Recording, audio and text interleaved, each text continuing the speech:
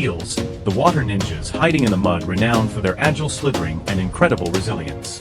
In the wild, eels are fierce predators, but on farms they become kings of the feast, enjoying a well-rounded diet and meticulous care. They are fierce in temperament, but their eyesight isn't great.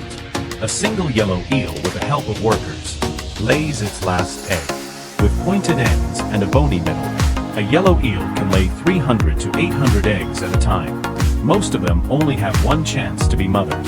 All yellow eels are born female, but after laying eggs, they undergo a sex change and take on the role of male eels.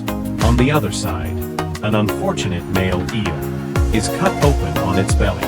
The worker carefully extracts the precious pouch inside and squeezes the seeds into a test tube.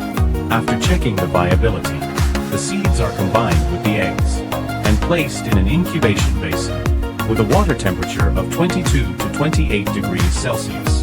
Yellow eels are among the most responsible parents in the fish world. In Zavit, they not only build nests for their offspring, but also guard their eggs and larvae. Here the workers take on that role. The translucent fertilized eggs develop rapidly, and within 2 to 3 days, a beating heart can be seen inside. The workers use a pipette to remove unfertilized and non-developing eggs one by one to prevent them from polluting the water. After 7 to 8 days in the incubation basin, the eel larvae eagerly break through the membrane, poking out their heads and tails.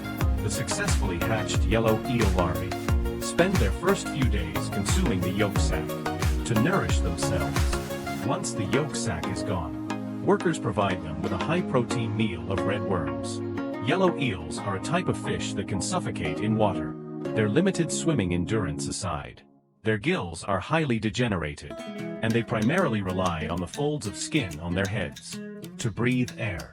Workers place water hyacinth in each incubation basin, allowing the eel larvae to cling to the plant roots and float to the water's surface to breathe.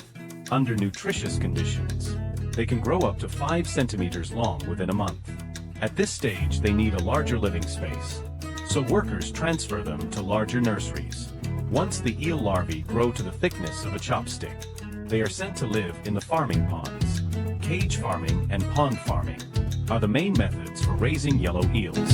Regardless of the method, the ponds must be prepared by cultivating water plants. Yellow eels have high demands for water quality. The decline of wild yellow eels is due not only to overfishing, but also to the effects of pesticides. Yellow eels like shade and avoid sunlight. Dense water plants not only purify the water, but also shield them from the scorching sun. Once the water plants are prepared, workers sterilize and disinfect the ponds, remove all the plants, and use tools to scrape out the sludge at the bottom of the pond. After thoroughly cleaning the farming pond, they refill it with water and let it settle for 4 to 5 days. Next, depending on the size of the pond, they release 20 to 40 pounds of eel larvae into the pond.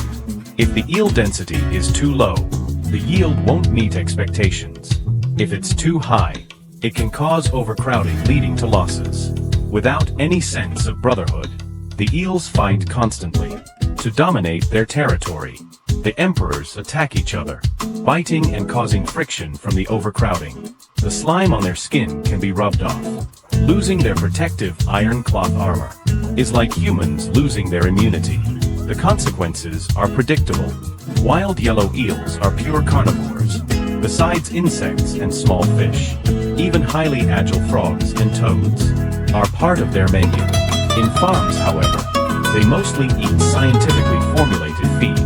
Workers soak the eel feed in water to soften it, load it onto small boats, and use specially designed tools to feed the eels at specific times and locations. To make them grow faster, they are occasionally given a treat. On these special days, workers take out frozen mixed fish, stored at the bottom of the warehouse for 2 years, throw it into a blender, and start the machine. The resulting meat paste is a sensory assault on both smell and sight. Emerging from the other end of the machine, unlike regular feeding routines, the eels smell the stench of the meat paste, and like dogs hearing a whistle, they quickly rise from the bottom of the pond in large groups to devour it. In less than 10 minutes, the paste is completely consumed. Although it looks like they're being pampered, eels are not to be underestimated. They have teeth, and a bite can range from painful to drawing blood. Grinding the meat into paste improves its utilization to prevent leftover feed and water plants from polluting the water. Workers regularly monitor the ammonia levels in the water. If it exceeds safe limits, they change the water in the net cages and ponds under good environmental conditions and with ample food. Yellow eels can grow from 50 grams to 200 to 250 grams in just 6 months. Yellow eels hibernate in winter, so their peak harvest season is from June to October each year.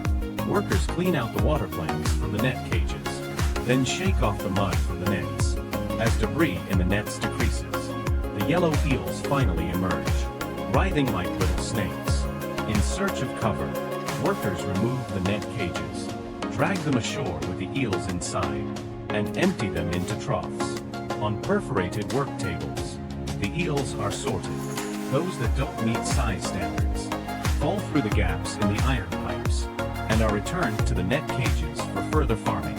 Eels that meet the standards are swept to the other end of the table, where they are collected in plastic boxes below. Once all eels are sorted, they are transported by specialized vehicles to seafood markets. Yellow eels are widely distributed across tropical and warm regions, fields, and marshes. Once a food reserved for the lower classes, they have now become a high-end delicacy. Yellow eels are delicious and highly nutritious. The saying goes, small yellow eels are better than ginseng. However, their blood contains some toxins and must be fully cooked before consumption. Thank you for watching. See you next time.